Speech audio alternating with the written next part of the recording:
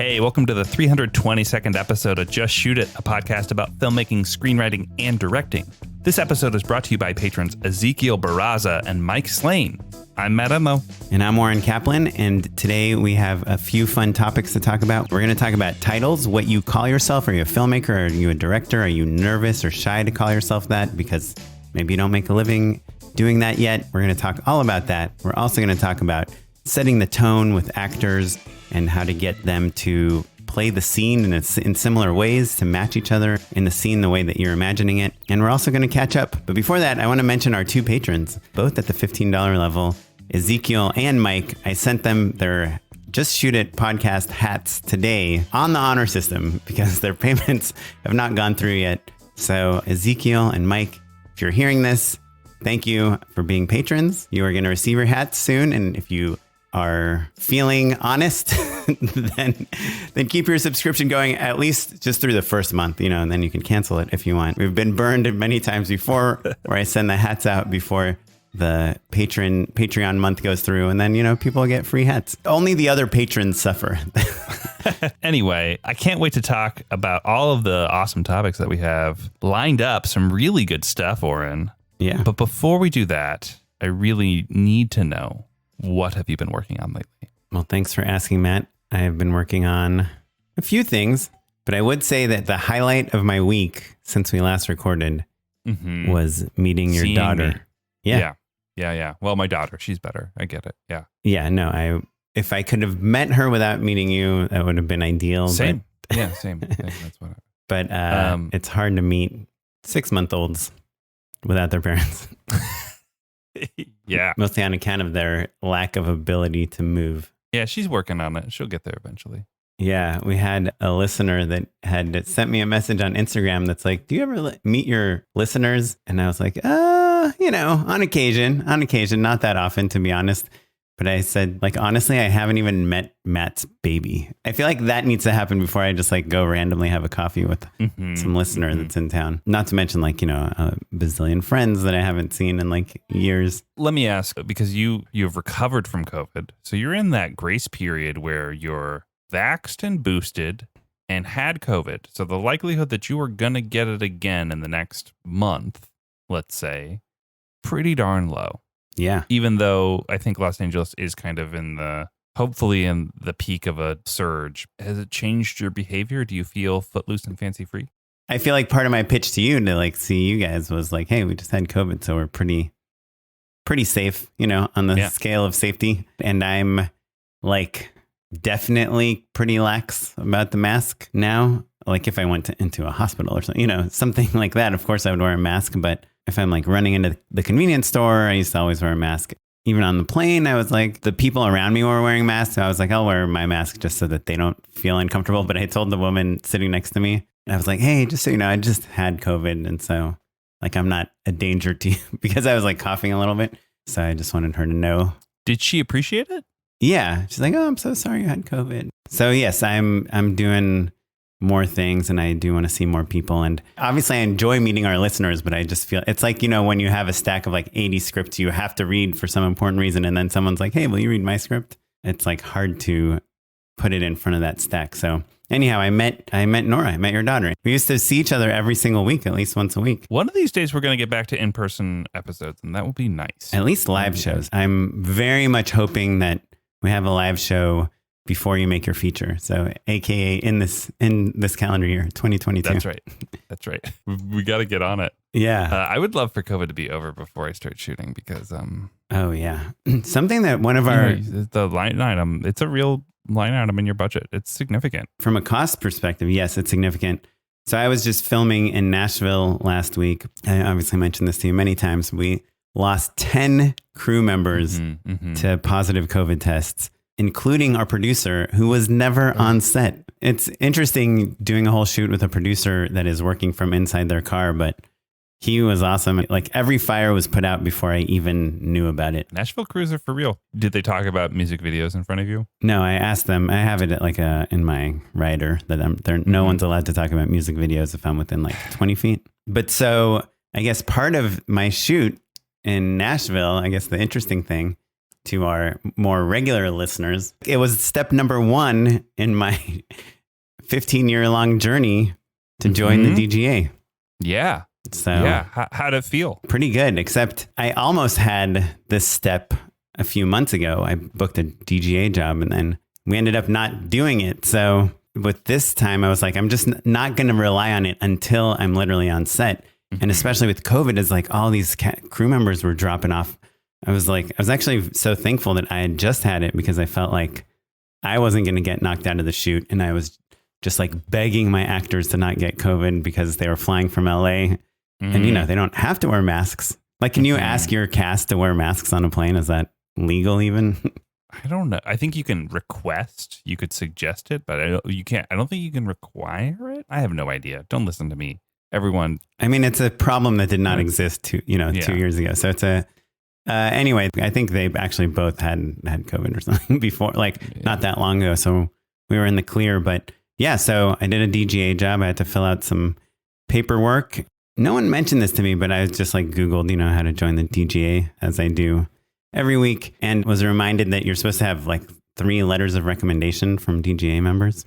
So if that is a thing that still needs to happen, which I'm sure half our listeners that are in the DGA are going to email me and be like, well, actually, they changed the rule last week to be 4 letters. Or maybe they're like, hey, Oren, I would love to write you a letter of recommendation. Oh, yes. I mean, so many people want to write me a letter of recommendation. Sure. If you would like to apply to write me a letter of recommendation, please Venmo me $1. Yeah, if you go to orenrex.org, you can sign up to get on the wait list to screen to whether or not you can endorse Oren for the DGA. So important questions, actually. Besides the emotional gratification of doing this DGA job, I'm curious about the differences that you noticed or didn't notice, right? Because a DGA job does have a certain set of minimum requirements in terms of prep and in terms of crew, right? So walk us through, was there anything where you were like, oh, this is nice. It's kind of nice to have a first and a second who are both DGA, for instance. I mean, I guess from the wide angle view, there was no real difference. It was a union shoot, IATSE and everything, which I've had many union shoots. The crew was really top notch. And the company I work with, we actually had one crew member I really wanted to hire that was not in the union. And we had to get the union to give us a waiver to allow us to hire him. They're pretty kind of by the book, but we just had a really great crew. We had, they shot that show in Nashville, that Connie Britton show. And we had a lot of people that had worked on that show. So I felt like we had, these really top notch, kind of TV, grip, electric, hair, makeup, wardrobe, all those departments were good. Everyone had their assistants. I feel like a lot of the non-union stuff I have, it's we have one person that's doing hair and makeup and also wigs and also some other things. And then we have one costumer, and maybe on the day they have an assistant. People are spread a little thin, or maybe there's an apprentice who's coming in who doesn't have as much experience as a real assistant. Or a wardrobe PA. Yeah. So I felt like we had everything, but we actually didn't have a camera operator, our DP operated camera, which I thought that might be a union thing or not. I don't know. But one interesting thing, you and I texted about this, was I had pretty horrible flights booked to and from Nashville. And apparently part of the DGA contract is that directors are supposed to be flown, I think, business class at a minimum. Yeah. And then if they're on the same flight as anyone else from the production, and that other person is flown in a better class than the DGA the minimum, then you're supposed to be bumped up to be equal. So if you're flying with the actors and they're in first, you're also supposed to be in first. That reminds me of when I would travel with Ellen all the time, they would do that. But it was still a really small crew. And so it was my DP and a handful of other people. We were all flying out of Los Angeles together on the same flight, producers, all those people. And it was a really tight-knit group, right? Everybody was good friends. They did this all the time. I was the new guy, certainly, but had worked with them pretty regularly over the years. And I kind of came to dread the first class ticket because I would board first, and then you'd watch all of your buddies who have been lugging gear, they've got their media pass with 16 cases and stuff, just people who've been busting their butts. walk past you to the cramped seats, and they would always give me a real hard time about it. Well, yeah, that sucks. But in my your crew, they're all at home. Yeah, you know, I mean, my fun. situation was that I had a middle seat by the bathroom in like the second to last row of the plane on Delta. You know, it's not like I was complaining about my aisle. I literally, like, you could not have had a worse seat than what I had. You had literally the worst seat on the plane. Yeah. Yeah. And the producer's like, look, man, it's a really busy time. Everyone just started traveling and you wanted to fly on Sunday. We can fly you on Saturday on an aisle seat. But if you want to come on Sunday, you got to go on a middle seat, or else you can fly on Southwest and fight your way to an aisle seat. I don't mind Southwest. I'm willing to like claw my way to the top. Yeah. So the only problem with Southwest is you have to board in order, which is not a problem, but you cannot be late, you know? If you're late, then you will miss your spot. Anyway, he did get me like the priority boarding or whatever, so it ended up being fine. But I was like, I'm not technically a DGA yet, but am I allowed to complain about this? Also, I've never worked with this person before. Is he going to think I'm a diva for complaining about my seat? But like a middle seat really is bad. Like I get kind of queasy if I'm not like on the, I love the aisle. I don't even like the window because I just like to have access to get up and, you know, use the restroom and all that stuff. So anyhow, but yeah, so I didn't notice like a difference from a DJ standpoint, but we had a really excellent support crew. staff. Yeah. I think is the I think where it kind of comes through, and maybe it's more just a feature thing. But like, there's a certain amount of prep days and all of that kind of kick in, and I was curious to see if you enjoyed any of that. No, yeah, The rate is not any better than I'm used to, but part of the expenses are for like health and pension. And so fringes. Yeah, there's about 26% additional money that they're spending on you just to go into healthcare and all that stuff. Yeah. So I'm really, really hoping. And That's basically, if I book 2 more jobs, 2 more days of shooting this year that are DGA days, then I'll get health insurance, which is pretty cool and a very weird thing in America for people that make like decent livings to be like worried, stressed out about health insurance. But yeah, that's insane. like, I guess, the situation we live in here. Anyhow, so that was exciting. And the last kind of cool thing that just happened today actually is our scripted podcast that I've talked about on the podcast a lot, on our unscripted podcast, is moving forward. It's, you know, the company we're developing with, it's not greenlit yet, but they are now very happy with where we have like all our pitch materials and the concept, and they're bringing it back to Audible, who's the company that we approached in the beginning. So, you know, there's still some hoops to jump through and who knows what will happen, but we're making forward movement, which is cool. And, you know, some of it is like related to your advice, which was like, you know, don't lose the momentum. Yeah, sure. Yeah.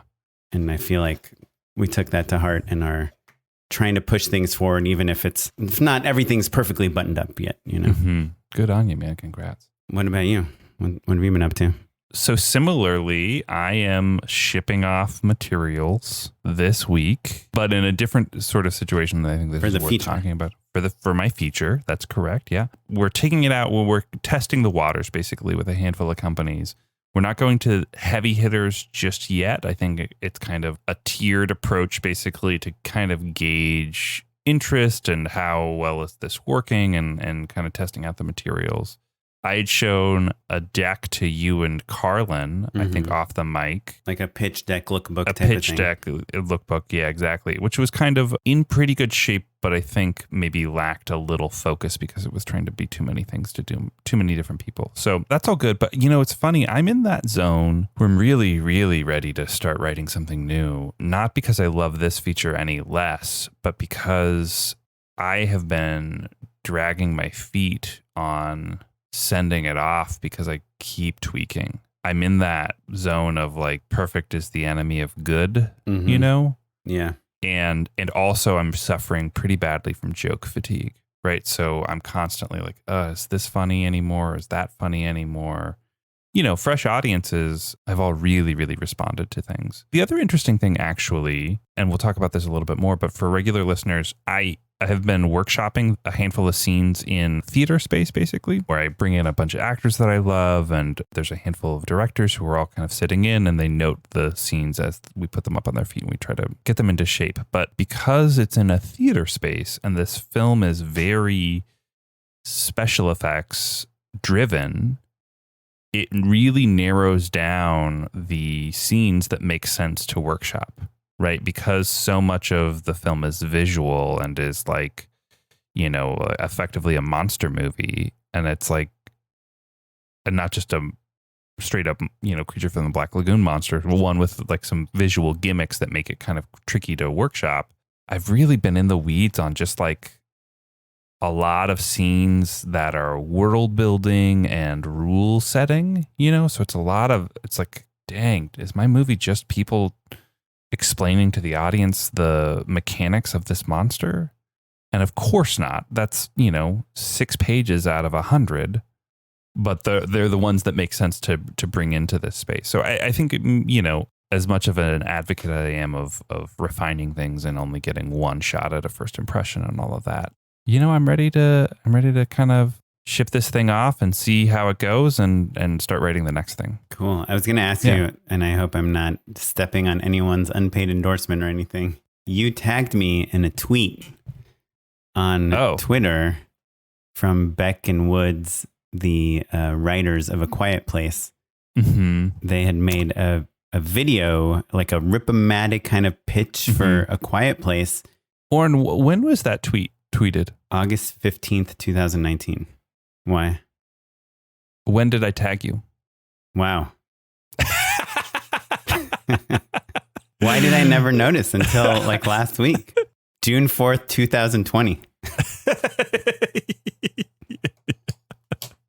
I don't know. I was just on Twitter. I was like, at home, don't take it personally if Oren doesn't get back to you on Twitter. It's just a long delay.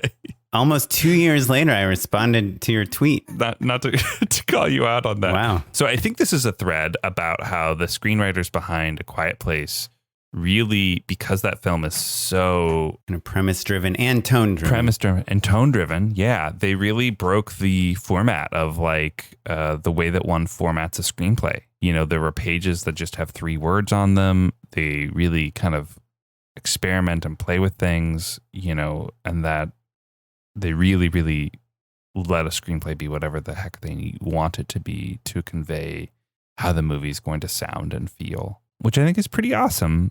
And also, you know, this is tricky advice. It's a tricky thing to agree with. There are people, writing professors, low-level executives, etc., who will, in an effort to feel like an authority or to have a decent note to give, they'll tell you that that's wrong.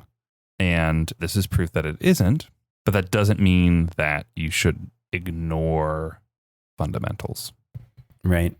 Yeah. That's my big caveat, is that you got to have the goods in order for that to work. Right.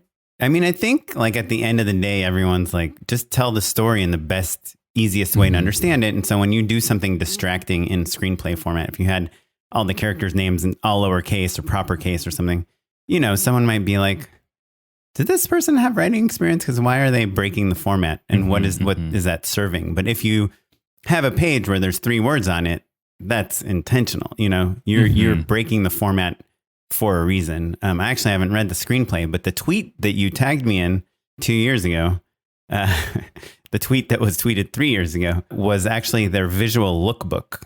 Interesting. Where they took images and they put like interior, you know, house, day, and then basically they made this 2-minute kind of premise trailer for the movie. This is before the John Krasinski was attached or anything. And this is how they got the studio to be interested in it. And it really helped them. They had music, they had images, and they had quotes from the screenplay. It's a really interesting tool. It's like, a lot of us have seen the Rip-O-Matic, like kind of the fake trailer or like shooting a scene from your movie as an example. But this was like a lookbook, but animated in After Effects. I was curious what you thought about making something like that for your movie. Yeah, that's interesting. You know, I made a sizzle and... Oh, right. You did. It was helpful for me, which is why I think I advocate to people that they do this.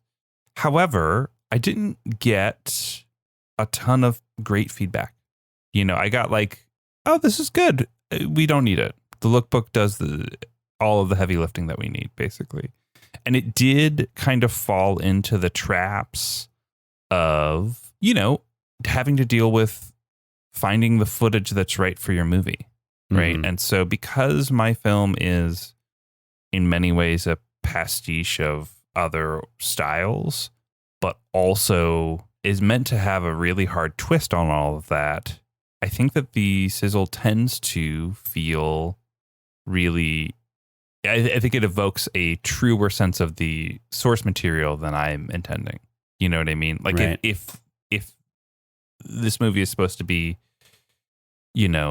referencing horror movies, but funny, and all of the footage that I have is from horror movies, people think, oh, it's just not very scary. What I love about this animated lookbook, we'll call it, Yeah. is that it's all Photoshop and After Effects, but it's all stills. So the ability to do really cool, evocative work without needing to plus it quite so hard is great. Yeah, they don't. Yeah. The editing doesn't seem so difficult, and they also if you go to my accounts at Smitey Pyleg and look at my tweets and replies, you'll see me say we should get these guys on Just Shoot It.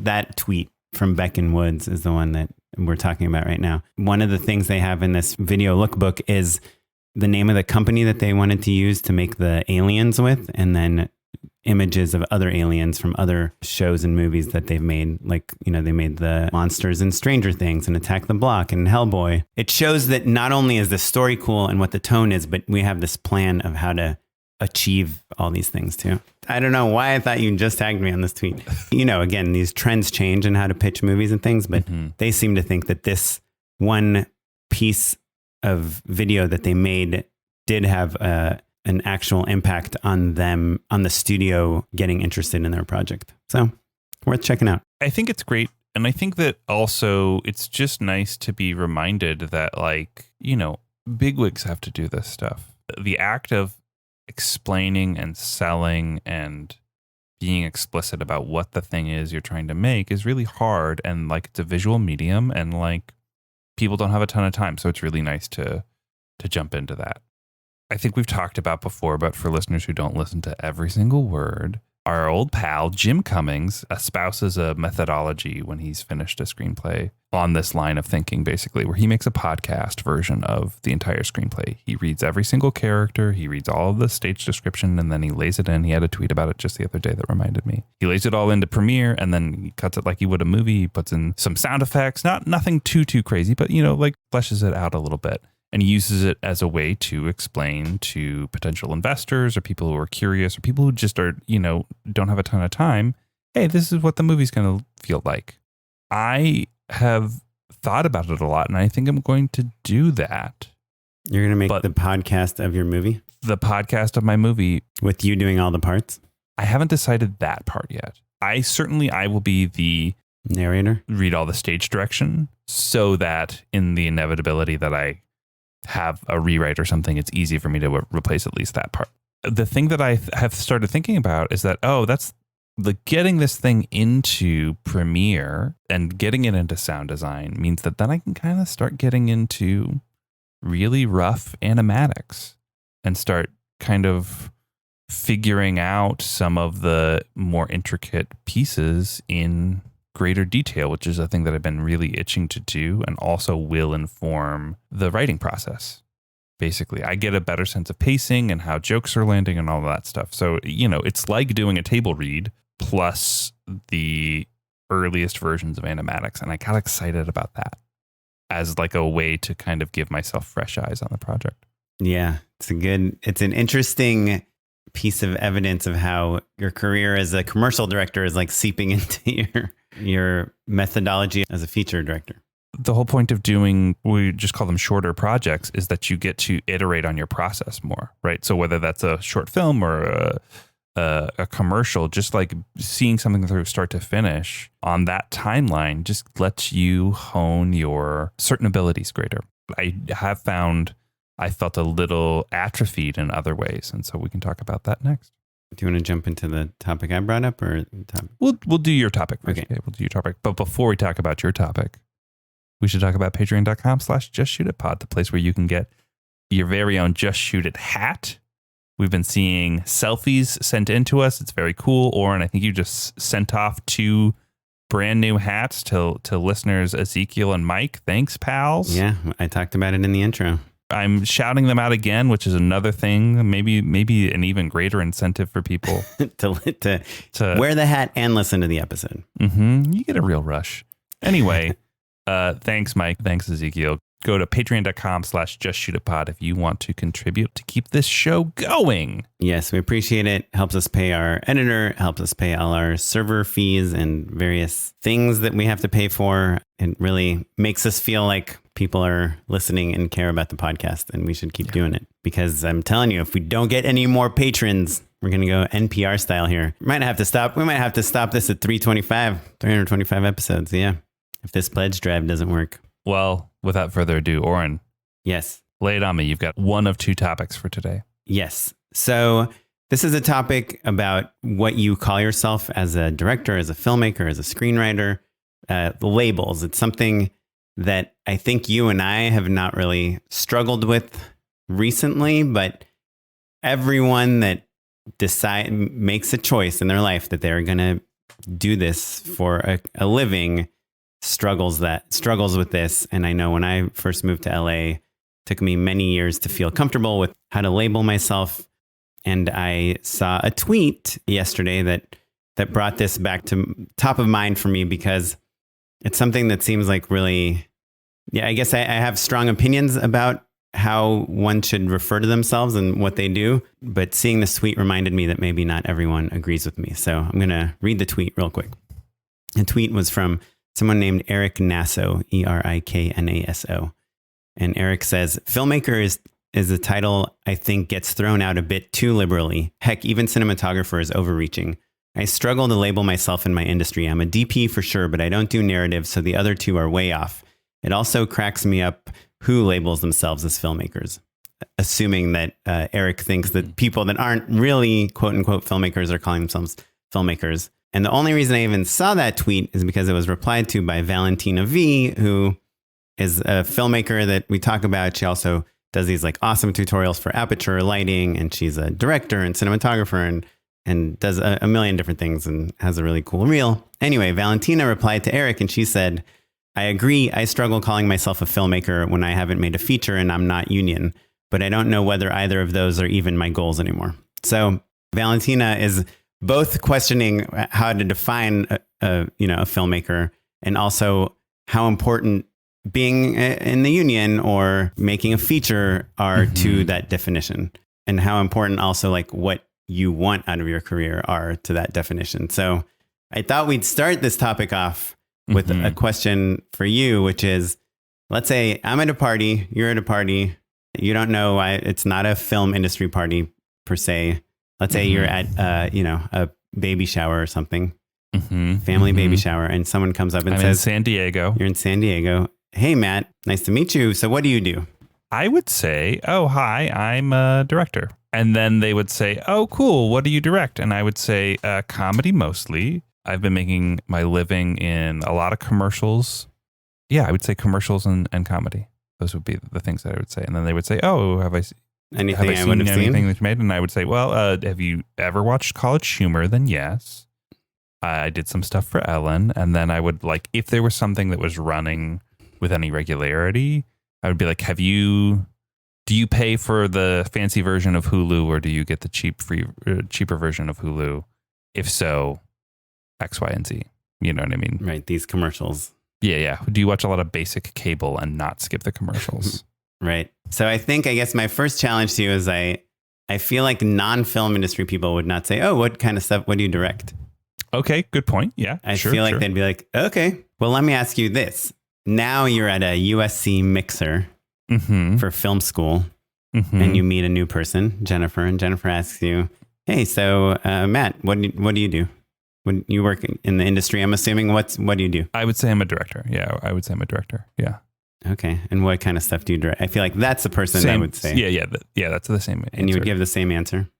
I think you and I are past the hurdle of like saying, oh, I'm a director or a writer director or whatever. Right. When you were at Comedy Central, did you say you were a director?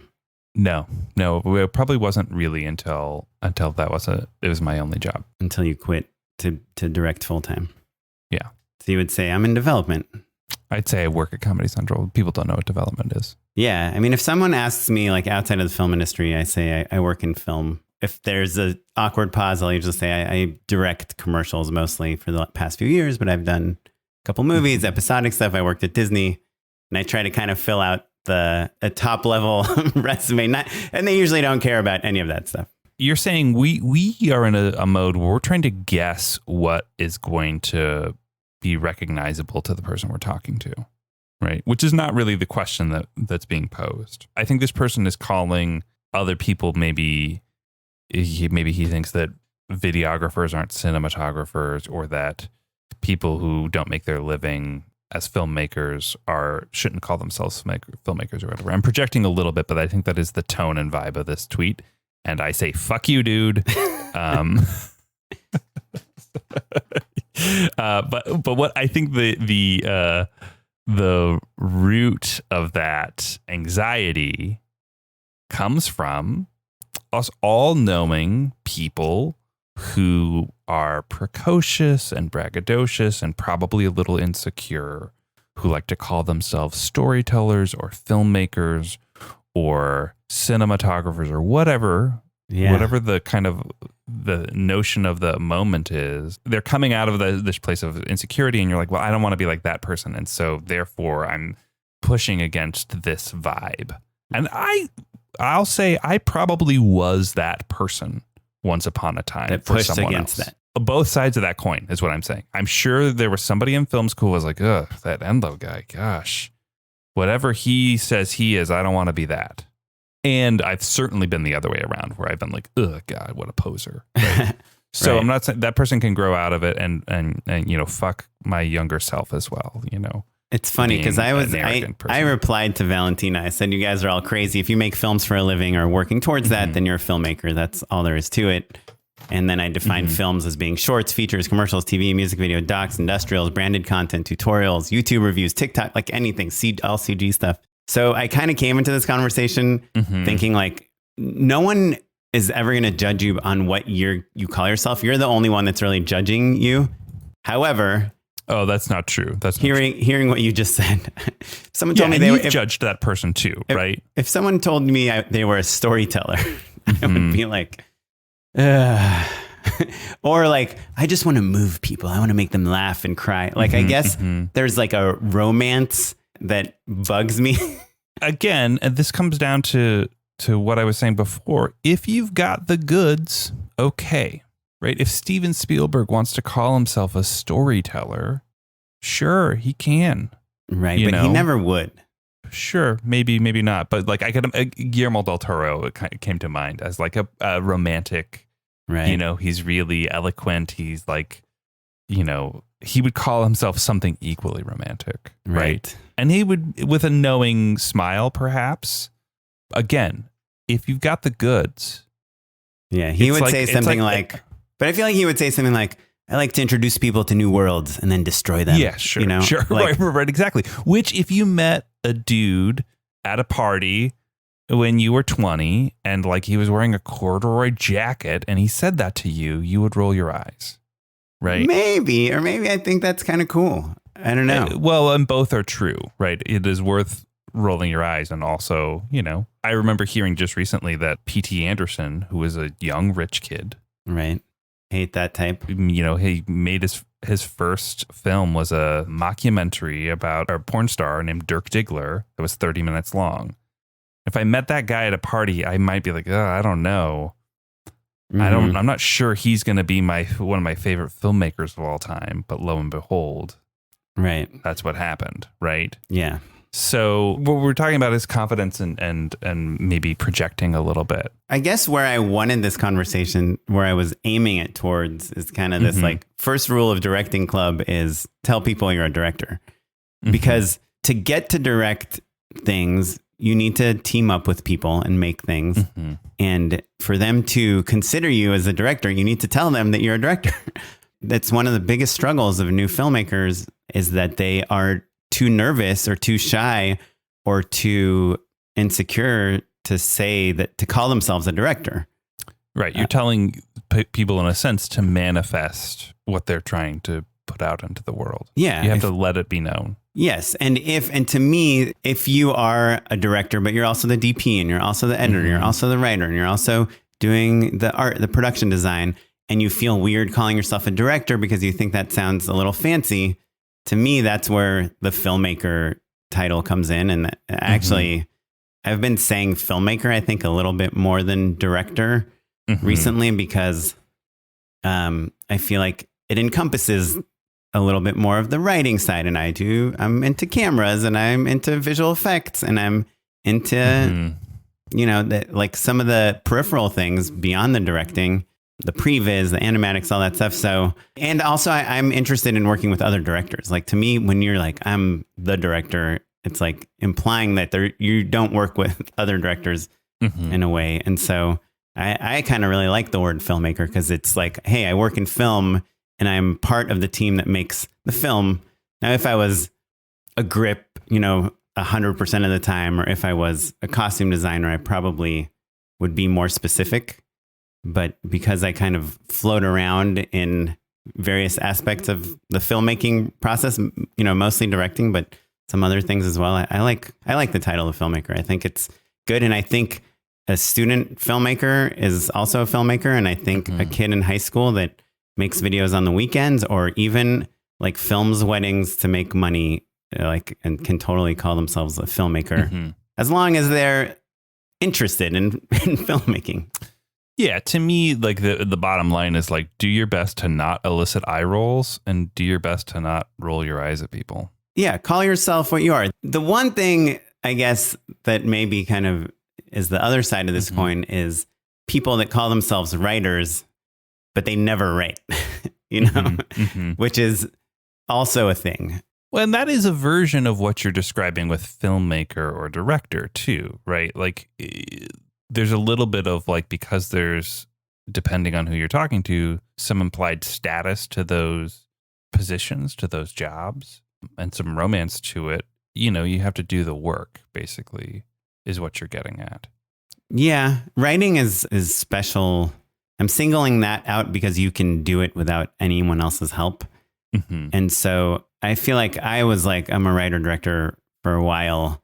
But really, like, I spent 90% of my time like trying to get people to stand in front of the camera and shoot things and edit things. And I wasn't spending the hours writing, or, I would go to the coffee shop and write a little bit, but like I did everything in my power to not write.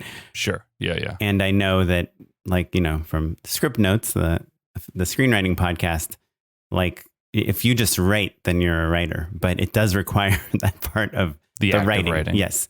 Which is something you can literally do all by yourself with nobody else giving you permission to do. And it doesn't matter if you sold things, or even if anyone has read stuff of yours, but you actually, I think, need to write.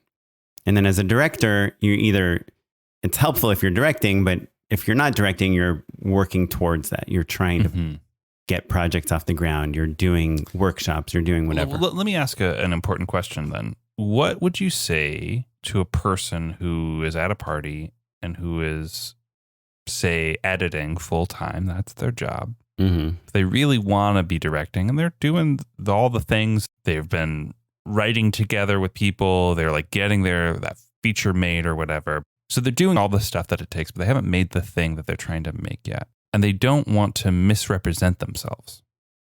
Right? That's who my heart goes out to, is people who are like, well, I'm... Right. We've had many of them on the show, like an Eric Kissack, who just edited Pam and Tommy, and Veep, and... Yeah. Let's pretend he hasn't done a bunch of network television since. But like, you don't want to be like, oh, I'm a director. And then when people say, oh, cool, what have you directed? Well, I edited a bunch of this stuff. Right. That's where it gets a little muddy for people. And so I would understand if people are like, well, I've been editing a ton, but I really want to direct. I'm working on this new thing. Yeah. But that's easier to to clarify than saying I'm a director who's about to direct his first thing or her first thing or their first thing. Right. And I think you can say like, yeah, my day job is I edit this show or I edit reels or web videos or whatever, or I write and produce videos for Masterclass, but I'm also a director on the side. To bring it full circle, I think there are people out there who are judgmental and perhaps tweeting about it who would then put that person down.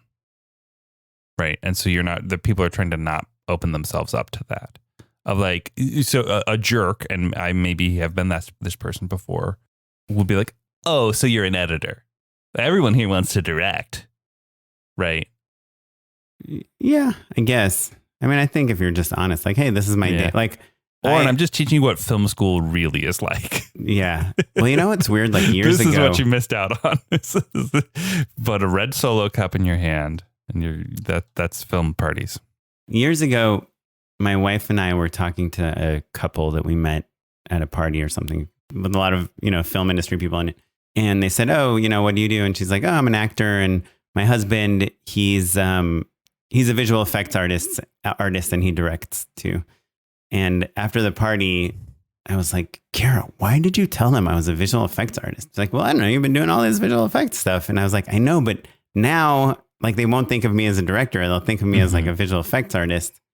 And I was really bothered at the time. I was like, I'm sorry. I won't say that anymore. I'll introduce you as a director. I won't even mention the visual effects. And well, in success, that person calls you up and says one of two things. Hey, Oren, can you help me out with this shot? I'd love your take on it. Or, hey, Oren, I would love notes on my latest project. That's why you want them to think of you as a director rather than a VFX artist, even though you're talented at both. Right.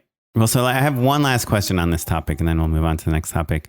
But it's like the multi-hyphenate. When you do make a short, like you made a, like a gray one, you produced it, you financed it. I had help producing it as well, though. Right. But you also produced, you wrote it, you were involved in the titles. I wore more hats than just writer-director. Yeah. When you are in that situation, do you go with the let's write all my credits in the titles and tell people, or the best credit philosophy?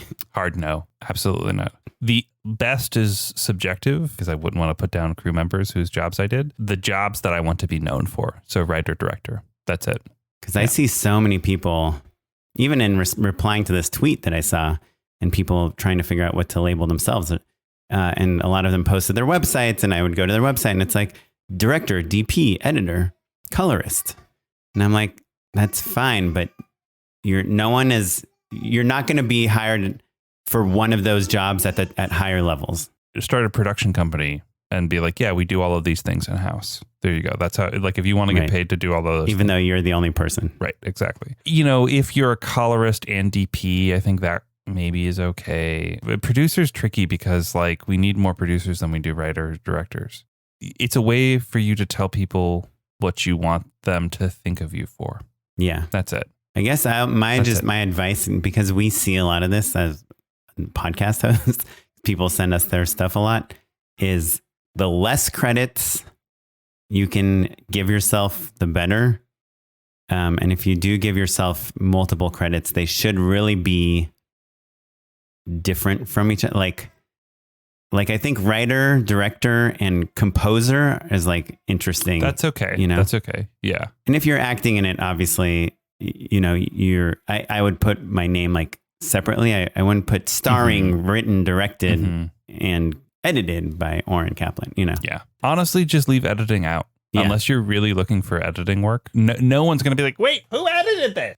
No one edited it?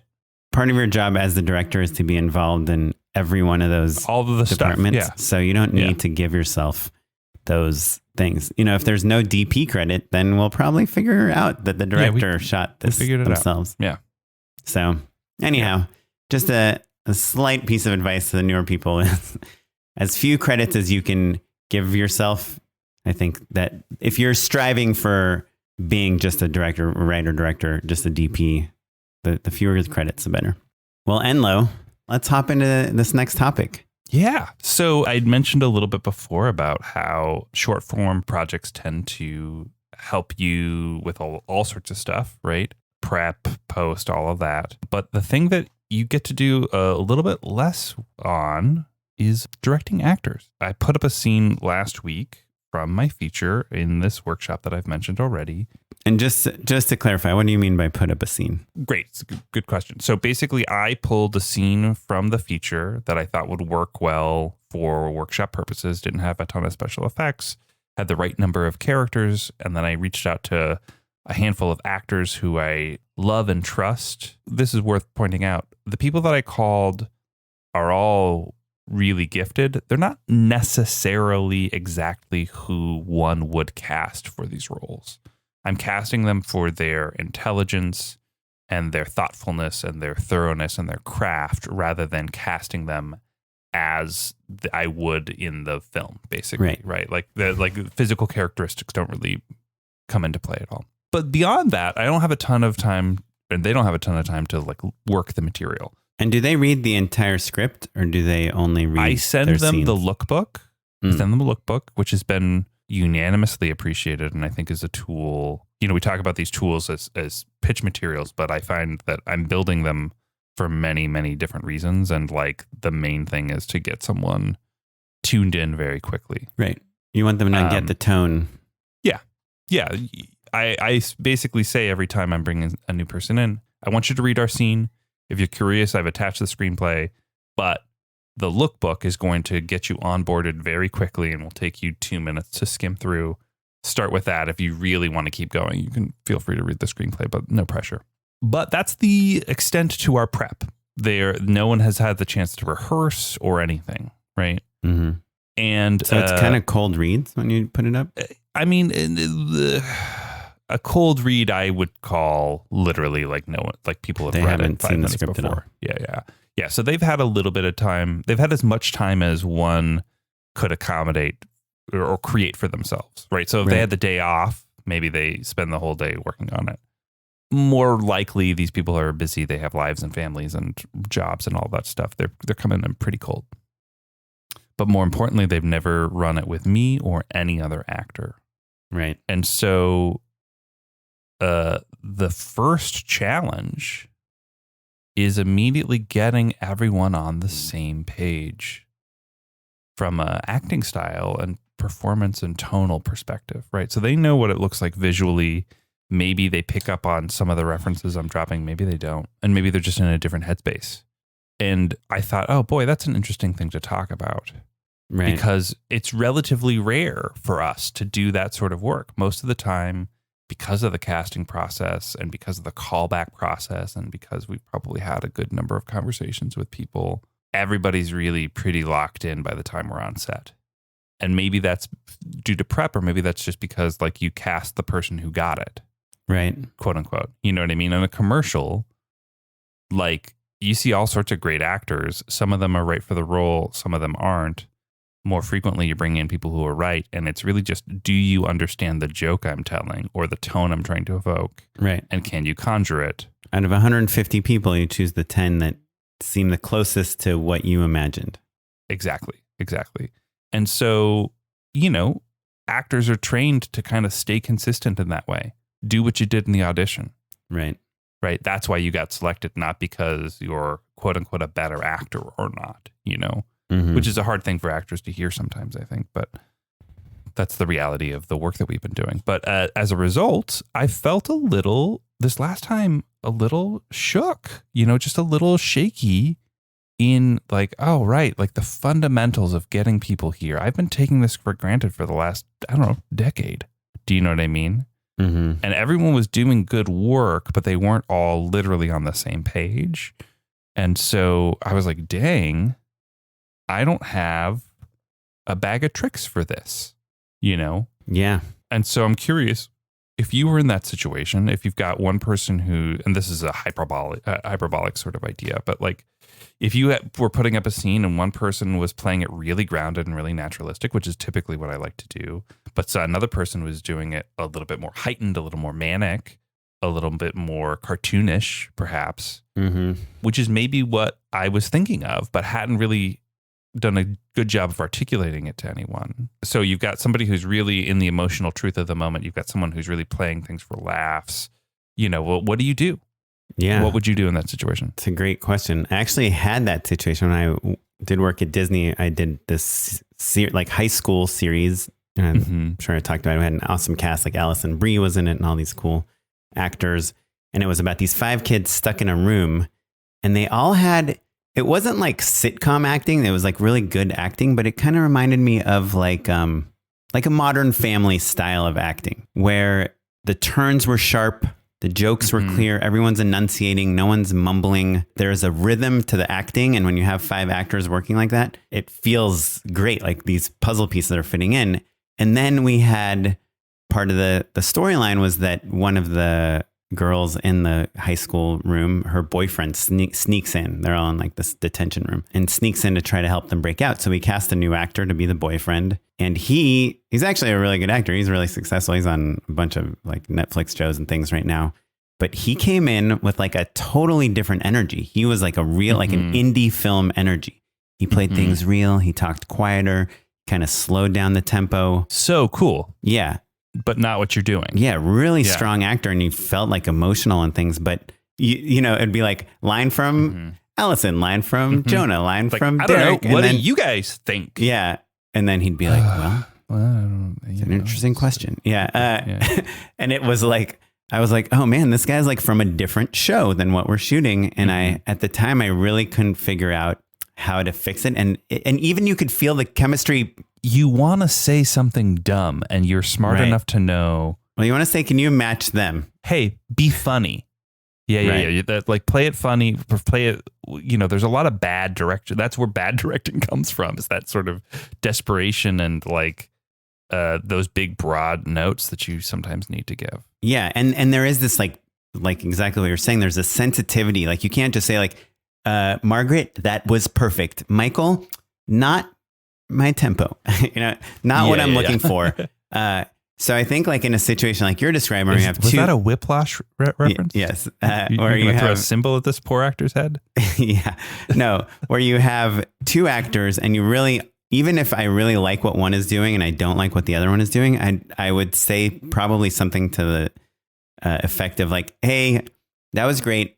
Let's try to, I feel like you guys both have great takes on this, but they're different. And so let's try to bring them closer to each other. Like Monica, I love how sharp that turn is. And, I think there is like a rhythm to this scene. And Mike, maybe like, let's see, can you fit into this? And Mike, I loved how you walked over here. Like maybe this is good for the light. I'll try to find something so that they feel like they're both contributing equally, when really I like loved one person's performance and not the others, because right, one of your jobs as a director is to keep the actors engaged. And you can challenge them. Like I've seen directors be like, I don't believe you guys, that sucked. Like do it again. And I've seen that work before. It's definitely not my style at all.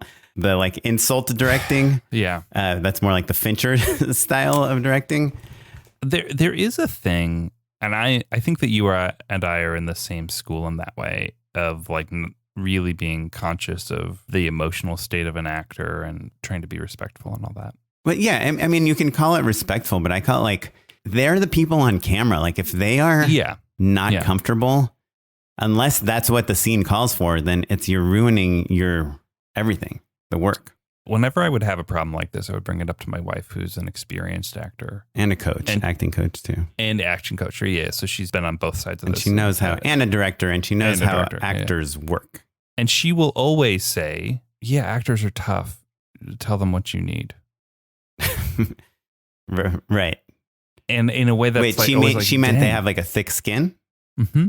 Oh, interesting. That's like the opposite of how I think of actors. Exactly.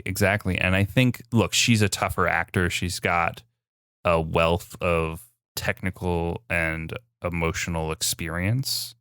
She's been through the ringer plenty of times. And so I think she's almost always like, no, actors get rejected all the time. Like, just tell them, just do it. Right. But I guess what I would think is like, actors are sensitive and vulnerable. Tell them what you need. I would have the same approach, but coming from a place of like, we don't want to set them up to fail. We want to set them up to succeed because but they're humans. But they're adults is the point that I'm making for her, is like, they're craftspeople. They understand things. So I am constantly trying to think of ways to be direct with my direction, but also still kind of coming from that place that we were talking about before, where you want to be thoughtful, you want to understand their emotional state, but also not underestimate them and their resilience or intelligence or any of that. So, right. Well, I think to me, like one thing, just to get super technical, like one thing that really sets the tone for a scene is pacing, and mm-hmm. speed. And so sometimes if I feel like, we're close, I'll try to give it a little adjustment. Like, oh, maybe you can just speed through this little monologue, because we really want to get to this word because that's the important word. And if I feel like they are technical too, I'll be like, when you say this, that's when I'm going to like whip the camera over here and we're going to see this. Mm-hmm. I want your sentence to be like a setup, for a camera mm-hmm. move. And that's why it needs to come out with like some force. But I always talk about this on the show. I always try to learn what school of thought an actor is coming from, because I think that could be a great direction for some people and a right, bad totally one useless for others. Yeah. Right. Or they like don't quite understand what you mean, and they're now you're like mm-hmm. forcing some weird performance that doesn't feel right, exactly true. Yeah. But that doesn't come from their character. Like there's no, that's purely technical, which is the challenge is that this isn't theater. You need to hit your mark because of focus and light and all this stuff. So whether your character would do that or not. Yeah. Anyway. But so if I feel like it's way off, sometimes I will do a little exercise where I'll be like, hey, let's just hold your sides and let's just read this as fast as possible with like no intonation mm-hmm. at all. And let's work together to kind of find the beats that are turning the scene or something, But it's hard when you're an hour behind and everyone's like, the sun's going down. And you're like, okay, I'm going to take 5 minutes aside, and the actors aside to do the scene in a way that is never going to be the way they do it on camera. It's hard as if type of directing. Like, have you, how would you do this? Because, and sometimes even I'll be like, there's something that feels like not real about like what you're doing. Like, let's find mm-hmm. the words that you would use. Let's find the way, like, have you been in a situation like this? I know that that's different than what you're saying, which is more of like a tone. Sure. But I think boiling down to like, hey, this isn't working and you can tell and I can tell. So let's figure it out together is a respectful way to approach a problem. Certainly. One kind of fun trick that I've done before to various degrees of success is just give the actors an extra thing to do. Hey, you're washing the dishes, you're mm-hmm. walking the dog together and your dog is like stops to poop and you have to pick up the dog poop while you're having this conversation. What are the details that you hit on the answer, right? You hit on it's all of those fundamentals. It's where are they emotionally? What's their moment before? How are they feeling about everyone else? All of that stuff is the artsy-fartsy holistic way of getting to the type of performance that you're looking for. But that takes work and time in a way that I'd taken for granted, basically. And you can also throw in the like a Seth Rogen film, Yeah. I think that's the thing that I don't know that I ever really nailed, was figuring out like the shortcut version of like heightened and a little more this or that. And maybe I should have just said it. I don't know. I'll talk to the actors about it. Well, great, Enlo, great topics. Thank you for chatting yet again. Do you have a moment to endorse something unpaid? I do. Unpaid endorsement. So I'm going to double down on an endorsement that I made a few weeks back, and that is for the Ultimate Ears Wonderboom 2, which is a Bluetooth speaker that I love, and I've been using it nonstop. It's waterproof. You can take it into the shower with you. It's got an outdoor mode for if you want to have music outside. It's awesome. Everyone loves Bluetooth speakers. It's no revelation there. However, the thing that's awesome about the Ultimate Ears Wonderboom 2 is that they pair really seamlessly with each other. So you can have two speakers, for instance, if you wanted to, say, watch a movie outdoors and you didn't want to crank up your speakers too loud so that you're annoying your neighbors late at night because it gets dark kind of late around here. And so I've been doing that with my...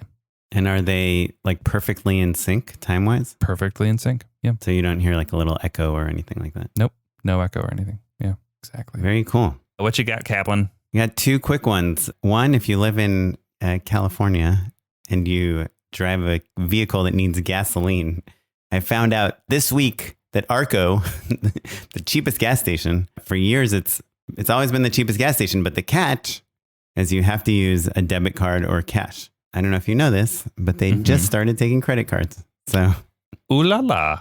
Yeah. Wow. If you want a good deal on gasoline and you want to pay and you want to get your Amazon Prime points or whatever, Southwest frequent flyer miles, give Arco a chance. I love their gas. It's delicious.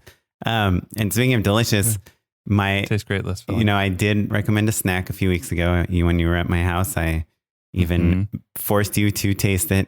I have a new snack that I bought. I told you about it. I was all out by the time you were at my house. But if you're looking for another great snack for, you're writing, editing, doing something and you need something to snack on, I love the wonderful chili roasted pistachios.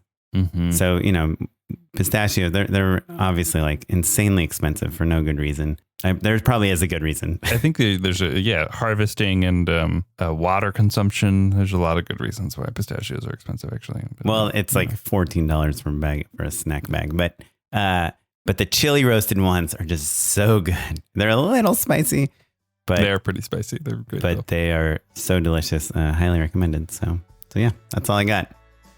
Awesome. Well, if you want to talk to us about your favorite flavor of roasted pistachios or any other trivial thing, you can tweet us at Just Shoot It Pod across all social media. And I'm at Mr. Matt Enlow. And I'm at Smitey Pyleg on Twitter. I'm at O'Kaplan on Instagram. And we would love to hear your thoughts on any topic we've talked about. Our email address is justshootitpod@gmail.com. Please email us, rate us on iTunes.